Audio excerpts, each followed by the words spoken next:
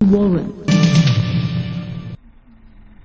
One can hardly claim that he's alive and around in this country and not be aware of the serious set of discussions which have evolved out of a place that not many, except for the traveling public and people coming from the hinterlands in more recent times, have been aware of.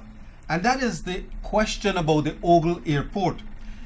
One would also wish to recall that just a couple of weeks ago, mere weeks ago, President David Granger was suggesting that the Ogle Airport should have been renamed.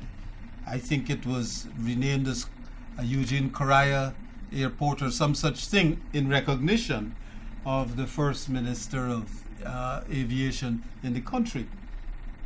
Notwithstanding the discussion that one has been seeing in the press of late, attracted our attention, and the most significant part of it was the fact that one saw the development of what was called the Ogle Airport, the operators, Ogle Airport Operators Association.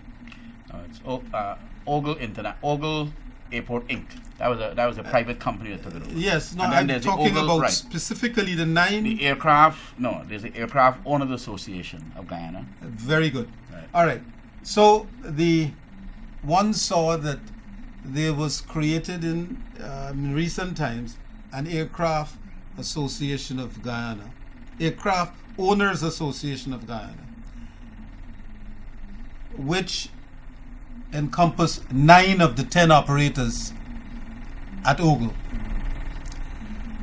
It could not be missed the fact that the particular group that was absent from the Airport Owners Association, Aircraft Owners Association of Guyana, was Trans-Guyana Limited.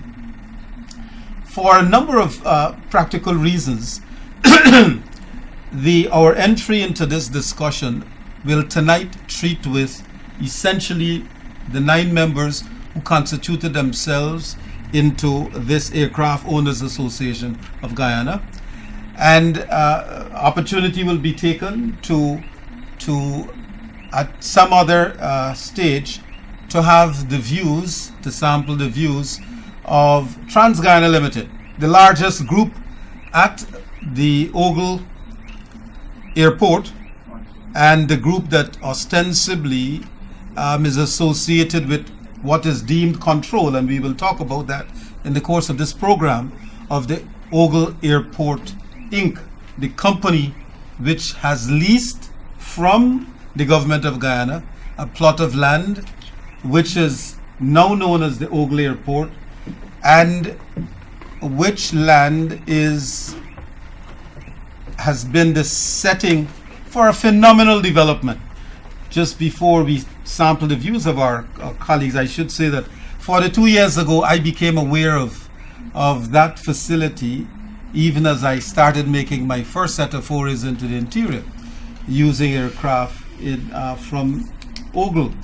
But of course, that facility was always a government of Guyana facility. Well then, because, let's be clear, it was set up to assist in the pest control program of the sugar estates, and so we had crop dusters, etc., which would spray the canes, etc., and minimize the pests, etc. Now, anyone who's living here knows that we now have another international airport, of which we are all justly proud, which boasts a significant advantage for the traveling public coming from shorter distances. The Caribbean, it is ideal. It is in some circumstances called a municipal airport, which makes the business community and travelers within the region give them an opportunity to not have to sustain the horrible length of time it takes to get to Temeri and back. Notwithstanding what has been deemed as the Ogle Airport debacle, and this should properly now be said, the views of the the current Aircraft Owners Association, we have represented here Captain Jerry Gavaya from Roraima Airways, Captain Orlando Charles from Domestic Airways, Captain Emil Johan from Hinterland Aviation, and Mr. Bobby Vera, the erstwhile Mr. Bobby Vera, now venturing into the aviation business. You could use Captain. No one will be offended. Of course. Representing JAGS BK Air. Gentlemen, welcome to Spotlight. Thank you. Look, why don't we start this thing off by reminding our viewership about what has happened at Ogle. I gave you a brief thing. It's no longer a crop dusting facility which hosts the single airplane that will do crop dusting, but now it's a full-fledged airport handling the traveling public. What is happening? Before the captain, who's the senior aviation person here, takes it, I think there needs to be some correction. I'm going to. To the introduction. That's all right. That's all right. Frankly, like you, 4 decades is a word that I'm starting to become accustomed to, in the sense that I myself discovered Ogle 4 decades ago. As you know, I spent many years in the Army. I was the head of the Army Air Corps, and so our base was actually at Ogle. And Guyana Airways actually ran scheduled flights in and out of Ogle with their twin otter. All our military planes, we did all of our operations out of there. And in fact, this is the 37th anniversary of Jonestown, and all of the Jonestown operations were launched out of Ogle in the early stages of the operation. I landed the first plane into Port Kaituma, into Jonestown, the day after. So when I landed there, all the bodies were still in the ground at the runway, and that operation was launched from Ogle. So Ogle is very, very dear to people like myself who have grown up at Ogle, and I wanted to let you know that. And so Ogle is a very vital and important link to the city of Georgetown and to Guyana. There is an Aircraft Owners Association of Guyana, and that Aircraft Owners Association was formed about 22 years ago. And this was an attempt where we wanted to get all the aircraft owners together in an association. But what has happened, that organization has been contaminated, because by its very name it's called the Aircraft Owners Association. So the membership, or the voting members, or the full membership should be aircraft owners. I will just fast forward and tell you that Michael Carey have actually been the president of that organization for 19 years. It's unprecedented in the concept of democracy and good governance. Nowhere else in the private sector do we have that kind of vulgar lawlessness of one person remaining the president of a private sector organization, and a subsector for that. And so what has also happened is that you end up now with people in that organization holding executive positions who don't own a plane. And for example, Kit Nascimento is a director of the Aircraft Owners Association, and he sits at the private sector commission representing the aviation industry. That is how lawless it is. And so what has happened over the years is that there are 10 operators at Ogle, 10 aircraft owners, and 9 of those owners have almost dissociated themselves from the Aircraft Owners Association because of the vulgar contamination of the democracy of this organization. My own company, we are still working hard to make that organization work from the inside. My son Jerry, he is now one of the officers of that organization, and we are working hard to try to reform it and bring it into. So what has happened? The Aircraft Owners Association, as it stood in the past, is still there. It needs a lot of reform. It needs a lot of evolving to do, and we will work on it to evolve it and bring it into the decency of the rest of the private sector. Every other private sector organization in Guyana, the president serves for 2 terms and then they go. The Chamber of Commerce, the Tourism Association, the Private Sector Commission, and so on. So what you have, in fact, is out of the 10 operators at Ogle, 9 of them are disenfranchised with what is happening at Ogle. And that by itself could tell you how serious the situation is, because these are very senior, educated professionals. These are professionals doing professional work. But for the first time, these are professionals struggling against anti-competitive behavior, against dominance, And in countries where we promote private sector development, Grantley, it's very important that government that government take their responsibility of overlooking the private sector very seriously. I for 20 years as a private sector leader of Guyana, I was the president of the Tourism Association, president of the Chamber of Commerce, president of the chairman of the Private Sector Commission. We work hard to promote a new dispensation of the private sector, that we wanted to be a private sector with a social conscience, one that where it wasn't only about cutthroat economics, it was about working together to build Guyana in good faith. But I will tell you a story today that is very sad. One where we believe that entire concept has been betrayed by bad faith. Because what has happened is, and by the way, TransGuyana is not the largest operator over. Air Services is. Air Services probably got 26 airplanes. They have more airplanes than all of the operators put together at Ogle collectively. So Air Services is the major operator, and in fact they withdraw from the Aircraft Owners Association. They was the first that withdraw. Now all of the other operators, these boys will tell you, they don't even go to the meetings because the Aircraft Owners Association agenda do not represent the agenda of the industry of Guyana, the aviation industry. And this is a very serious industry. This is about safety. This is about advising government of what the policy should be, which airships we should fix, how should we fix these airships, and so on. And not in our vested interest, but in the national interest. When we're doing medevacs at night to go into the jungle to save people's lives, how do we light those runways? How do we contact an operator on the ground so that we could have directions in terms of the weather and so on? Those are all very important things, but those things have been lost in this aircraft owners. Just to say that as a background. Now, Ogle Airport was, because it was a very small airport, and as the domestic aviation started to develop in Guyana, it was coming under serious pressure from a safety standpoint. And it's either we developed that airport or we would have had to close it from a safety standpoint because it was too small. Five operators, 5 competitors, and this is unprecedented in the Caribbean. It never happened in the Caribbean. It probably never happened in the world, where because airports by its very nature are almost like a regulatory organization, and so you have to be very careful with having airlines in control of an airport. Any one airline in control of an airport because of the competitive nature of airports. So you don't want one operator with a dominant position at any airport over the other operators. So the 5 of us, 5 competitors, got together and did an unprecedented thing. In good faith, we sat down and said, you know what, let us get together and develop this airport.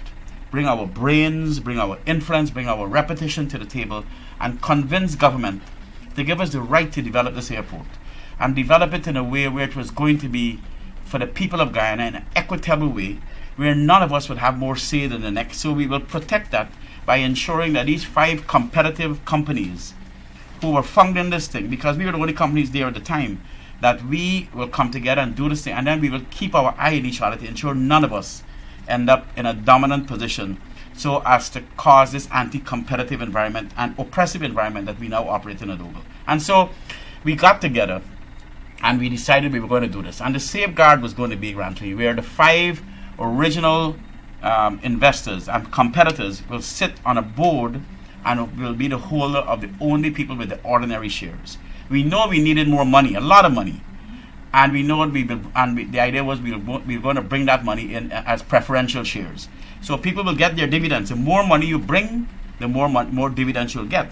But it will not influence your control of the airport, because you could not have one airline with more control than the next at an airport. It is an untenable situation to happen. Unfortunately, that situation developed. It was cleverly done, and it became today. It's an extremely serious situation. Just to say to you that Air Services was that when we called on money, Air Services, Yaqub Ali, was the first man who came up and said, I'm going to put more money into this airport, but I want to put it through A. Mazrali and Sons. And all of us said, you can't do that. If you want to bring the money, you have to bring it through Air Services, which was the original shareholder. Because if you bring it through A. Mazrali and Sons, you now bring another shareholder. And so Air Services will have 2 votes against all of us, 1 vote, and we don't want that to happen. So Air Service, Yaqub Ali was stopped from bringing money through A. Maswali and Sons. I will tell you today where we stand is that one operator, one company at Ogle, end up with they put a lot of money into the airport, and we give them a lot of credit for that. And I want to make this very clear before I hand over to the boys, that this is not about the standard at Ogle. We are proud of where Ogle is. Tony McDeasy and Malcolm Chance, who really did a wonderful job at Ogle in bringing it to international standards. It's not about the standards. It's about the governance at Ogle. It's about the anti-competitive atmosphere to develop and the oppressive environment that developed. Because what has happened is that the Correa group, led by Michael Correa, have cleverly sold ordinary shares to companies within his group. The Correa Mining became a shareholder, and so on. So on. Just hold yes. 1 second. Yes. We are now positioned at the table of Ogle Airport Inc. Yes. This is the body that 5 of you, according Correct. to your comments, Correct. were set up, Right. and you were to have had the benefit of all of the common shares of that company, hence being in control of that company. Right. Correct.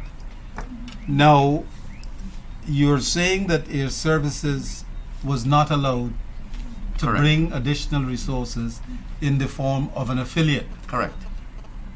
that it had to have come through the Air original. Services. Correct. Now, how many shareholders are there now in Ogle Airport Inc.? There's 14 shareholders now. There are 14. Of holders of ordinary shares. I see. Now, how did you move from 5 to 14? Cleverly. No, presumably, each of you had a seat at the table. Yes. You had Yes. nominated directors. You yourself presumably would have been a director. Yes. Yes. All right. How do you move from 5 to 14? Well, first of all, you wanted to. Yeah, I hear you. Yeah. You wanted to bring more money into the company. Yes. The money should have come as preferential shares. And I am ashamed to tell you that right under my nose, and I did say to you, what has happened for many years, I worked at developing other sectors in Guyana. I was working to develop the tourism industry in Guyana, and I did not pay attention to Ogle as much as I should have.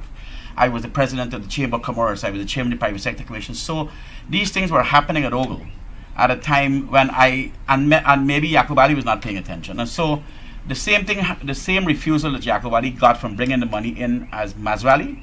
Next thing you know, the money came to the airport through Correa Mining, through CAMS, which is another Correa company. So you have Michael Correa brother, then you have Michael Correa friend, then you have people. He had arranged to gift Malcolm Chanasu a block of shares, so Malcolm Chanasu became a shareholder, and that's how it developed. And eventually, in the last couple of years, Air Services actually brought money through 2 of their other companies, because now, of course, the horse was out of the stables. And but by that time, it became too late. It became too late where the airport was now controlled and dominated by one airline group that caused a tremendous amount of trouble. Look, my company, for example, I have no problems at Ogle. Roraima we are doing our business, we don't have a problem. These boys, the other operators who came along afterwards, are facing an onslaught of anti-competitive. Air Services actually had a serious situation where one day the managing director of Air Services drove a fuel truck through the gate at Ogle because they were preventing him from getting his own fuel, because the fuel they were selling at the airport was too expensive. That gained national Yes. attention, and, Yes. and we certainly want to talk to that quite specifically. But I wonder if perhaps Orlando and Emil, you are later entrants to this aircraft association and the Ogle Group. Now, what it is about, how long have you been how long have you been an aircraft owner and hence a potential member of the association? Approximately 4 years. 4 years. Similarly? Yes, similarly. All right. What is it you saw about the way the thing was being run? For one, if Jerry's initial information is correct, you would never have been able to enjoy common shares in Ogle Airport Inc. Is that something that would have appealed to you? We came onto the scene within the last 5 to 6 years, and as you heard Captain Gouveia tell the story of the environment and how it ended up degraded to this level. So we actually became victims of this environment, and we are feeling the squeeze right now. So that's how we ended up fit into this entire situation, Captain Charles. Pretty much, and just to add to what he says is that our recent entry would not have permitted us to had the previous experience as what Air Service and Captain Jerry would have had, because they were there since the inception. So they would have known all the transformation from the Orleans to what it is now. However, we are faced with a situation where, as new operators, basically, been around aviation as pilots for many years, but more so into the business now. It's a different transformation from just being a pilot to an owner operator. Where operator, then you realize how many you need parking place for your airplane, you need office spaces, you need that kind of a transparency in terms of management from the airport in every area. So currently we have room for improvement, and there's no potential help except that it's there, but it's very exorbitant, far beyond our reach at this moment. You know, Captain Emil said we are feeling the squeeze. You want to try to define what that squeeze is? Yeah, the squeeze, what I mean the squeeze is that the opportunities, we're not given the opportunities at the ogle, or we're not given an environment that is conducive for us to take full opportunity of facilities, and there's not any kind of facilities that are being offered independently to the small operators that will support our operation to grow and to operate independently. So we're always linked to our competitors. So that's what I mean by the squeeze right now. Mm-hmm. The assumption, I noticed, Captain Orlando, you started itemizing some of the services that you would need to access. A piece of land on the ground, your parking arrangements, servicing arrangements, fuel, and all of these kinds of things. And are you saying that you cannot independently access fuel? Let's take fuel, for instance, as a case in point. I don't really have a problem with that aspect at the moment. Even though sometimes, because of the operation of LIAT, when we call for fuel, the guys then will say, well, they're busy with LIAT. Obviously, that's given priority, and then they will take a while before they actually come and attend to us. So I wouldn't say in terms of the accessibility of fuel. They do have fuel; it's available. Sometimes the delay process. That's basically one of it. More so, I would like to touch a lot about the availability of land, Yes. which the airport would have given a lease from the government. Which Yes, the government provided a lease. They in Yes. turn sublease into operators and owners. Okay. For us at this moment to acquire a piece of land to let's say 100 by 350 feet To build a hangar. to build also. a hangar. Basically, I wouldn't say it's land; it's more or less swamp. So you pay 13.5 million for that, then you have to pay $14 million to build a taxiway. And other things that you have to pay them for build a taxiway, you are not given the opportunity to build it, which I'm sure is going to cost probably half of that. So you got to spend money to lease it initially, taxiway, then to develop the land, then your hangar is going to run you a lot into constructive costs. While you still have your operations to maintain, and at the same time, at the moment, you need airplanes. So that's the area that I'm definitely being faced with, and with the plan for bring in more airplanes and further develop the Expansion. for expansion generally. It's as I said again, the room is there, the place is there, but the cost at which it comes at is, for us new operators gaining experience in every area, is very difficult. Would you say those are normal costs, or those are costs which may be I wouldn't subject- say that. As far as I've known, that 3 to 5 years ago, it was not that much. So it basically went up like about 300%. The cost that previous operators would have had the opportunity, now that with all the fast development of aviation at Ogle, all the prices have inflated in several areas, including like the landing fees and so forth. All right, what we'll do, we'll take a short break. When we return, I would like for you to attribute the source of these difficulties and in a concrete way, attempt to establish some of the reasons for your concerns. I noticed that Captain Gavai in his initial commentary specifically talked about the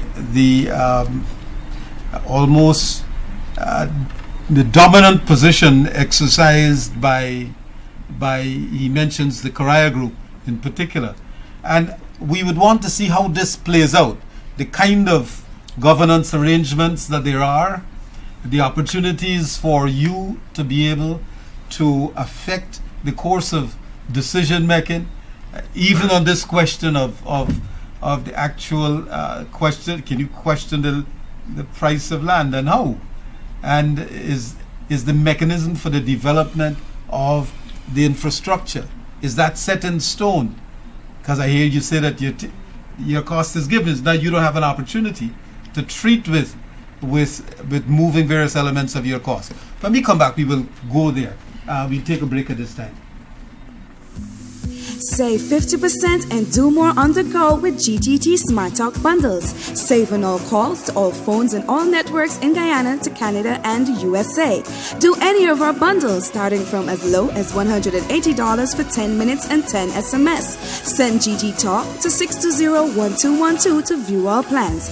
GTT does more for you with our Smart Talk bundles. Do more with GTT at home and on the go.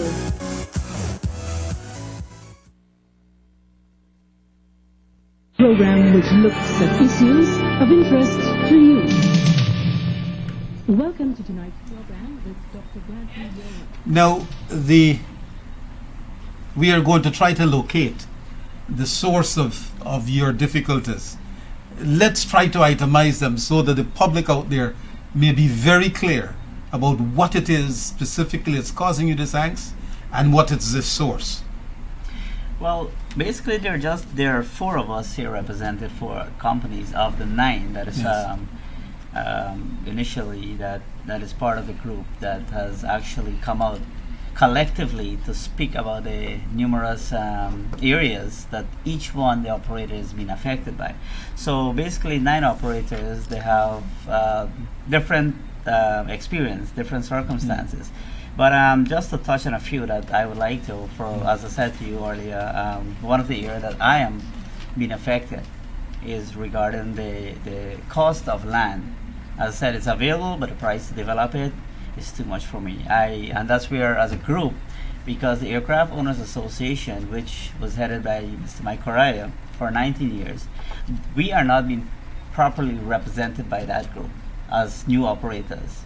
So when basically, like just for example, when we were in our certification process, we went to Mr. McDacey and asked if there's anything the association can do to cabinet to help us to get our security clearance. We were told to take placards and go to the president, Office of the President. office of the president. So, we're not being represented by the Aircraft Owners Association. Basically, there was this group, that is the Aircraft Owners Association that Captain Jerry spoke about earlier, which members who have given voting rights and directors are not owners of airplanes, which should not be, because the name implies Aircraft Owners Association, not affiliates. And every company has only one voting right. So that AOG has significantly lost its true objective. So the 9 of us came together collectively after having... Just stick a pin. You think it's by a conspiracy? What it is that has caused this? Well, what has caused it is frustration. And the other aircraft owners No, but have how become you frustrated set up with the yourself, system. and all of you supposed to have one vote. You got to answer this. Yeah, go ahead. And then all of a sudden you say that there are things being done, presumably democratically. Yeah. And all of a sudden now you're saying that they have other people who are not aircraft owners who are sitting on your, who are holding shares and sitting on your board. Well, as you would know, the majority rules. Basically, what happens is that they tweak it in such a way to change the constitution to allow these things to happen. Now, the inattentiveness of the rest of owners, because of the frustration that we were facing, we're not going to meetings, because every time you raise issues, it's it's actually falling deaf ears. There's no representation on our behalf. So what's the use of being in an association as such? So this drive everybody into a frustrating situation, and with that environment, this is as the result of that environment. But to sum it all up is basically because we are new players, so to speak. Captain Jerry was here for a long time, and I will say is a lack of commitment on the previous owners who were supposed to attend meeting regularly, and when these things are about to happen, to shoot it down as soon as possible. But the tree end up growing, and it went too far, and that's where it is today. Yeah, I mean, basically like Captain Govaya and Mike Correa, McDeasy and all them, they were like guardians of this association. And we actually were the latecomers, and we came into it. The first thing, like Captain Govaya, he tells a story of the first time he got his aircraft set up on Ryan Airways. He went to the Public Service Commission and he got registered. He registered his company. He started to practice very good corporate governance. Actually, we did the same thing with the Aircraft Owners Association. When we bought our aircraft, that's the first association that we joined. Yeah. And it didn't turn out fruitful. Yeah, Bobby, you were representing JAGS BK. Yeah, I will look at it from a different perspective and bring things a little different in terms of the governance. And I think that has added to some levels of frustration. Now, JAGS BK Air is a new kid on the block. JAGS got into the industry and BK got into the industry just over a year ago. So all of the previous things that happened, JAG was not previous to that, but current, BK Air is in a little better position than the small operators because BK Air operate out of the Gaisuku hangar. But like any other organization, BK Air is expanding. BK Air started with 1 aircraft and it's now up to 4. And there's plans for further expansion. So BK Air, just like anybody else, had to go and find land to erect a hangar that could accommodate its offices and its facility because BK Air, like I said, operates out of the Gaisuku hangar. But I think one of the other attributes that brought the formation of this group coming together with advice and consultation with each other is governance. And one of the things that I think the appeal that is out right now is to establish broad-based governance. In a nutshell, American Airlines could never be the enforcer at JFK Airport. Using that as a scenario. And it's the same way where Trans-Guyana may not be the enforcer or the regulator, but because of the structure of the airport, the owner of Trans-Guyana Airways is the chairman of Or the OA, airport yeah. ownership. So, in other words, it's your, and irrespective of how you may get it, that, it's a different scenario. There is still, there is still suspicion in people's mind. How could you be my competitor and be my regulator? All right. You see, so that is where things came out, and then beyond that, there were some new directions and directives being instituted, which kind of brought an awakening to people at the airport, and this is in terms of how you operate and that kind of thing. And that is what brought it. Jerry, you will make the next set of comments. In particular, I'd like for you to first raise the issue and give us a clear understanding of what is the remit of Ogle Airport Inc. Because I hear the word regulator being bandied quite loosely. Because if it is that you're going to be talking to that, I think you also have to put into place questions about the Civil Aviation Authority, if there are any other direct forms of government supervision of a service. And so just put that in perspective as you respond. Let me give you an example. We had a company called Oxford Aviation that started 6 years ago. They came to the airport, they were looking to set up their operations. They went to the airport management, they were told there's no space, you can't do it. So they came to me for a temporary measure, and I allowed them space in my office. But it was a temporary space until the role of an airport is to accommodate the investors, especially Ogle. Ogle Airport is our main domestic hub, and it is meant to allow domestic aviation to grow, not to oppress it. So these people came to my office, and every year I kept them 1 year, 2 years. It became 5 and 6 years. We finally had to terminate the lease because Roraima is expanding. We just bought another 4 airplanes, so we are expanding. They went to the airport to say, listen, my lease with Roraima is expiring. I need to find office. I need to find space. And they told them, we don't have any. Go to went Mary. to the airport. That Yes. means Ogle Airport Inc. All They right. said, we don't have any space. And so the people end up having to go and rent an office space in the Russian embassy. And then they end up having to drive their cargo to Temeri, fly their planes from Ogle because they would not allow them to do their cargo operations out of the terminal building. So this became an extreme burden to this operator, as an example. Now let me take it to the issue of regulations. Every airport is regulated by the Civil Aviation Authority. That's fine. That is to do with government regulations to ensure that the airport meet international standards and so on. So that is a regulatory function done by the GCA. But daily, airport managements regulate the operators at that airport. What you could do, what you can do, when you could operate, when you can't operate, and so on. Now for that, and he talk about American Airlines controlling Kennedy. Imagine Caribbean Airlines controlling Temeri. What would happen to my Dynamic Airlines? What would happen to my Insular?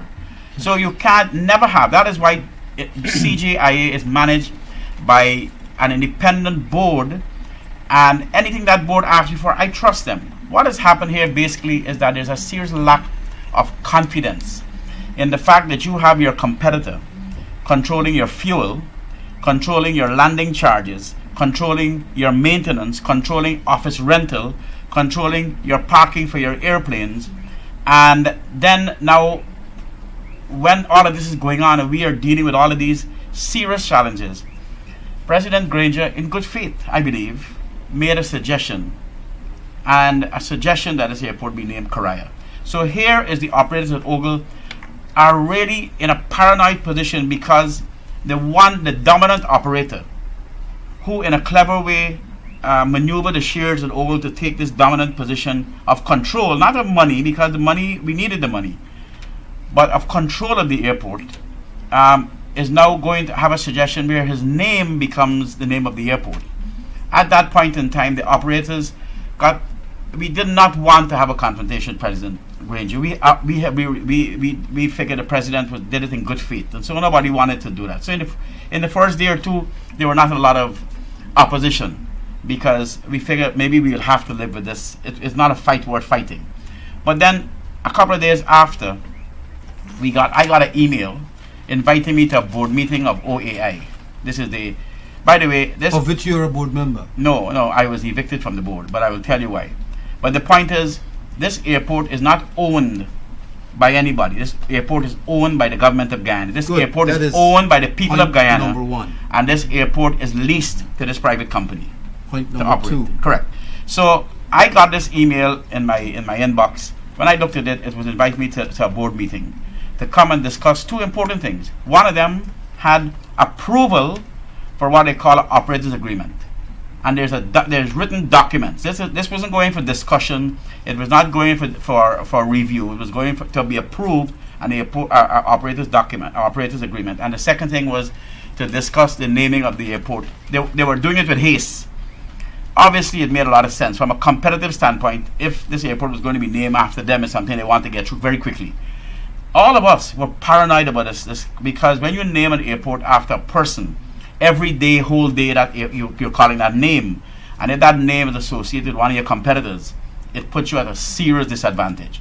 So when I opened the documents of this meeting, this operators agreement alarmed me. They talk about many things, but one of the things they talk about is that we must sign over a lien on our planes and our buildings. We must give the airport a lien on our buildings and our planes, so in case we don't pay them landing charges, they could seize our planes. And they want us to give them all our customers and why we late. And we're thinking, this is crazy that we are going to have to give this to our competitor who's already controlling our fuel, who already knows and have access to how much fuel I'm burning, to how much money I'm spending on fuel, to how much money I'm paying on landing charges, and control those prices, and so on. And so the operators went ballistic. At that point in time, we went to President Granger and we said, Mr. President, please don't do this. Please don't support this name change. This change, and there are many other governance issues that need to be addressed. So the issue of the dominance of the airport and the anti-competitive behavior. Let me tell you, Air Services actually fought this battle by themselves over 5 years ago. Air Services took them to the Competition Commission. Air Services filed a charge to the Competition Commission, and they then had an injunction trying to stop the Competition Commission hearing the charge of anti-competitive behavior. It went to the Chief Justice. The Chief Justice said, let the Anti-Competition Commission hear the charge. And then they went to Air Service and said, listen man, drop that. Come, I'm going to give you what you want. I mean, and that is the kind of I want to call it unethical dealings that was going on there, because we didn't want to expose what was happening. Air Services, I must say to you, because Air Services was hurting for the fuel. Now, if Air Services is buying fuel from their competitor, and their competitor is raising the price every day, Air Services got 25 airplanes. You can imagine what is happening at the end of the month in terms of the fuel costs. So Air Services went to the government and said, we want to bring our own fuel. The airport said, no, you have to buy fuel from us. Air Services complained about the cost. They said, we could do nothing but that. You have to pay the price we are demanding. Finally, the government said to Air Services, yes, you could bring your fuel. When Air Services was driving the truck of fuel into Ogle, they locked the gate. And that is why the people from Air Services got totally frustrated and drove the truck through the gate. Now, it was a big sign of what was to come, but we all thought, well, maybe we'll get over this. So finally, they were able to get, Air Services got their fuel and so on. And these things became real irritants, and they became anti-competitive to the other operators. Let me tell you, if you look now at Ogle, Liat is being handled by Trans-Guyana. Ask Caribbean Airlines, they never sent a bid out and say, the Air Services, Roraima, Hinterland, would you like to handle us? Because one day, actually, some people passing my office at Ogle and saw the name Roraima on the ceiling. Went inside and met my son. And they say, this name, Roraima, we saw this name at the international airport. You guys are handlers. My son said, yes, we handle big jetliners, 767s. We've been handling planes for 20 years. We handled Delta Airlines and so on. He said, well, you know, it's very strange because I went to the airport here, the management, because there's a bid out to provide services for ExxonMobil. But the bid said that the only approved ground handler at Ogle is TransGuyana. And they show my son the document. This thing is written in a bid document. So if you look now at Ogle, and the evidence is clear, Liat is being handled by TransGuyana. DHL is being handled by TransGuyana. ExxonMobil is being handled by Ghana. The U.S. Embassy. We handled the U.S. Embassy at Timeri for many, many years. When they arrived at Ogle, and for the first time, my staff was walking to the plane. One of the staff went and knocked on the door from the airport and said, we will do it free for you. So the pilot said, free is good. And my staff was watching. Next thing you know, TransGuyana handles the U.S. Embassy. And if you look at all of the handling contracts, everything is in one company, and it became extremely vulgar. The anti-competitiveness and the dominance. And while people could live with some things, there are other things. The lease for land. Take Hopkinson Mining, for example, Aviation. Hopkinson got a plane, and Hopkinson is also a miner. Hopkinson got their plane at Ogle and wanted to get a piece of land. They went to the airport management. Hopkinson will tell you that the lease that they gave him to sign, he threw it away because the lease demanded that Hopkinson do a business plan that tells them what he wants to do in the next 5 years, including where his plane will go, how much he will charge. Hopkins said, there's no way I'm giving this to my competitor. More so the fact that I'm a miner and he's a miner. So why must I tell him where my planes are going? And all my strategic tactical data, you're demanding it to give it to my competitor. If this was government asking for it, if this was a national airports authority, people would have no problem. Because all over the world they ask you for those things. But because of the lack of confidence, people are extremely uncomfortable. BK didn't sign it, ask Bobby. BK refused to sign the lease. He said, there's no way I'm signing a document that demand me to tell you everything that I'm planning because I'm handing it to him. You have access to all this information. Whether you use it or not is another matter. But this is what created the anti-competitive environment at Ogle, and also created this atmosphere of dominance and oppression that is preventing domestic aviation from growing for the new operators. Because what they did, and I will make this last point, Grantley, when we had conceptualized Ogle to develop it, when the founding fathers were thinking about this, the international operations were going to occur on the other side of the runway, not on the same side of the domestic, because we didn't want the international operation to interfere with the growth of our domestic aviation. Because when all of us started, we started small.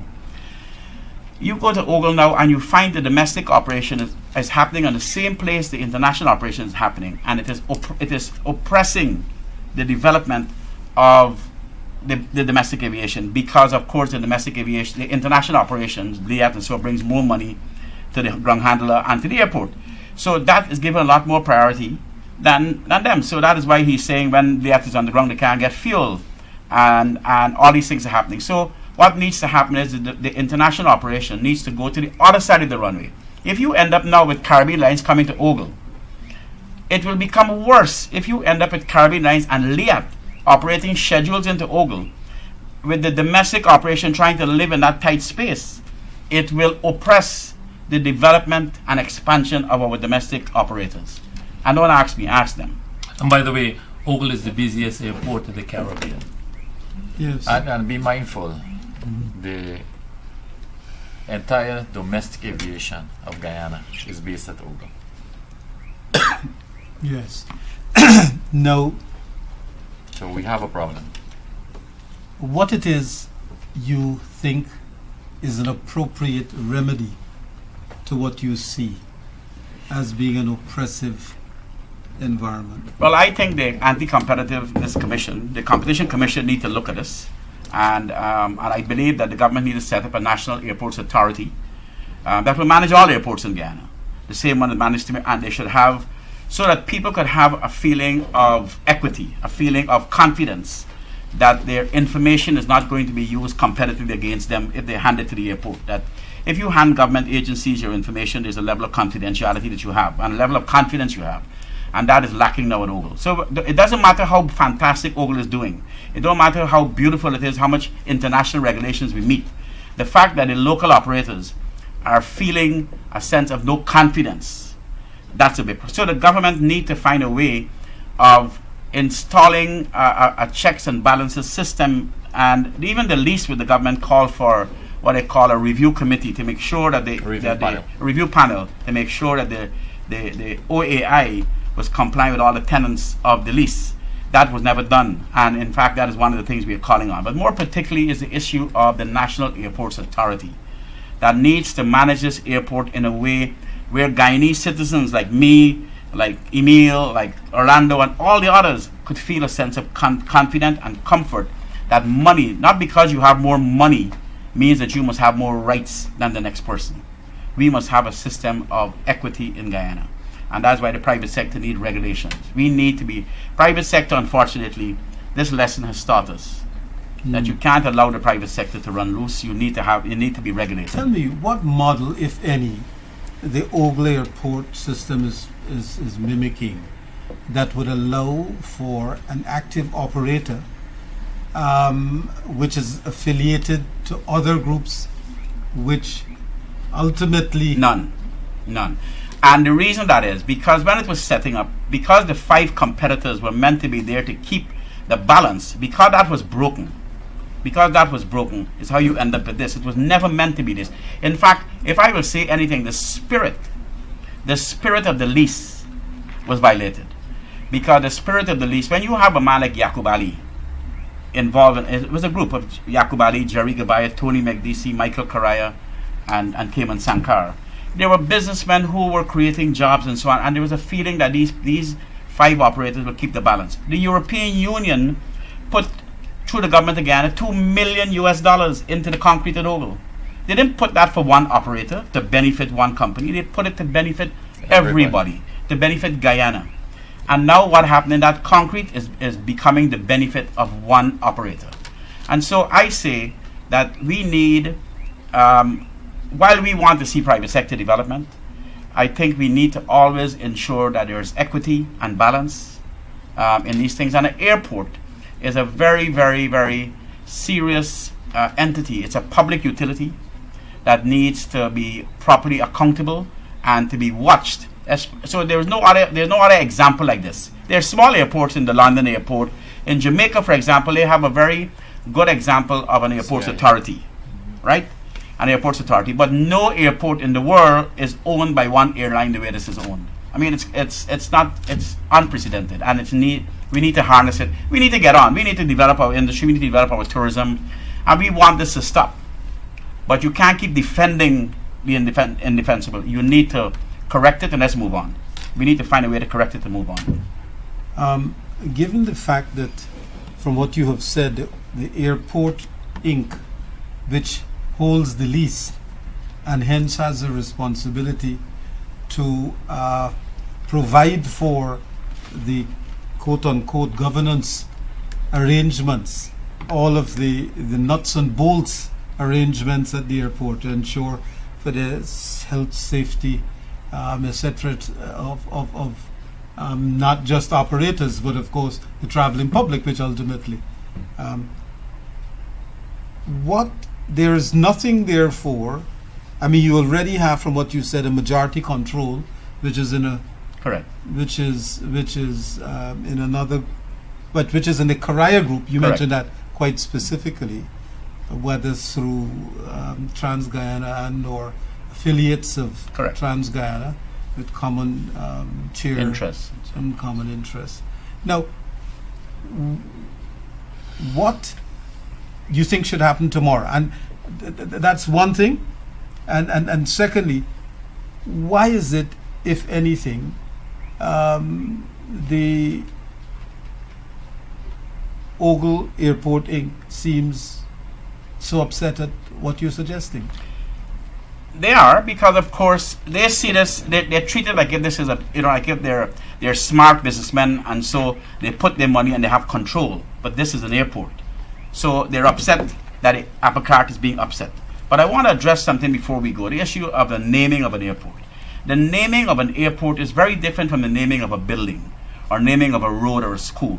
Naming of an airport got tremendous international consequences. You name an airport after a person, That name goes into the International Aviation Network, into the ICAO network. It goes into all the travel agency reservation systems. It goes into the air traffic control systems. Every pilot, whole day, every day, is calling that name every day.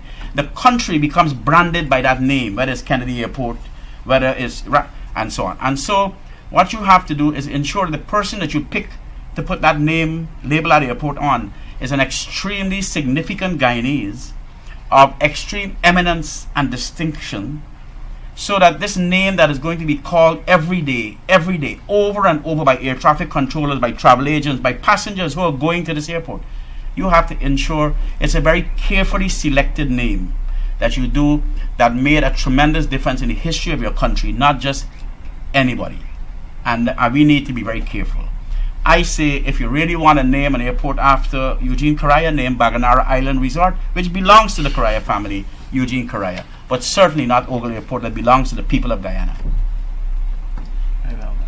If you did not have this particular problem, where you're being asked to sign a lease with these restrictive, what you call oppressive terms, Yes. and you were consulted about this question of the name of the Ogle Airport, because we didn't hear any significant outpourings of disgust and or you're wanting for this not to happen. What would your advice have been? Bradley, our respect for our president. I spent many years in the army with President Granger, Brigadier Granger, General Granger, and he is a man of immense integrity, and I work with him. And when he made that suggestion, all of us, we swallowed hard, but because of our respect for the president, we thought that maybe, this may be something we'd have to really live with in a hard way. But when, in a few days, when that agreement was surfaced and it came, and then they were lying because they say, it was going to the board for review and discussion. It was never consulted, and on the agenda marked approval by the board. Now, let me tell you something, there are 7 members of that board, and the 2 independent voices on that board is Mazhar Ali from Air Services and Ronald Rees from Wings Aviation. The other 5 people on that board would have voted for it, because it's Michael Correa, his sister, Meg DC, who works to the Correas at the airport, Malcolm Chandisu, who was given these block of shares free by Michael Correa, and Marcel Gaskin, who is an engineer that benefits from contracts at Ogle. So if Mazhar Ali and Ronald Rees was not there, this operator's contract agreement would have, and then they say, well, they will still have to go to the civil aviation. Now, nothing is wrong with this document if you compare it, say, with another airport. But if that airport is controlled by government, that is fine. But the fact that this airport is controlled by one vested interest group makes it extremely unacceptable. So I say this, that Ogle Airport is such an important airport for Guyana. And it is emerging, and it is developing, and it's beautiful. Tony McDeasy he and Malcolm Chancellor did a wonderful job in the technical aspect of the airport. The issue of the governance of the airport leaves a lot to be desired. And those will be the final words on this issue of Spotlight, where we have looked at the Ogle Airport debacle. We've had the views of the Aircraft Owners Association, the Ogle operators, the 9 of them who have said they'd wish to see profound changes to the way in which the airport is managed, regulated, even as we hear them calling for the active presence of government to oversee, overlook, and to ensure that competition is alive and everybody has an equal opportunity correct to perform. We will, of course, attempt to sample the views of the Trans-Guyana Group, which is that 10th member of the operators at Ogle, and which is which is controlled by the Correa Group and associated with a number of the affiliates, so that the public will have yet another view on what in fact, is happening at Ogle and what we should legitimately expect our government and our private sector persons to do. I'm Grantley Waldron saying good night.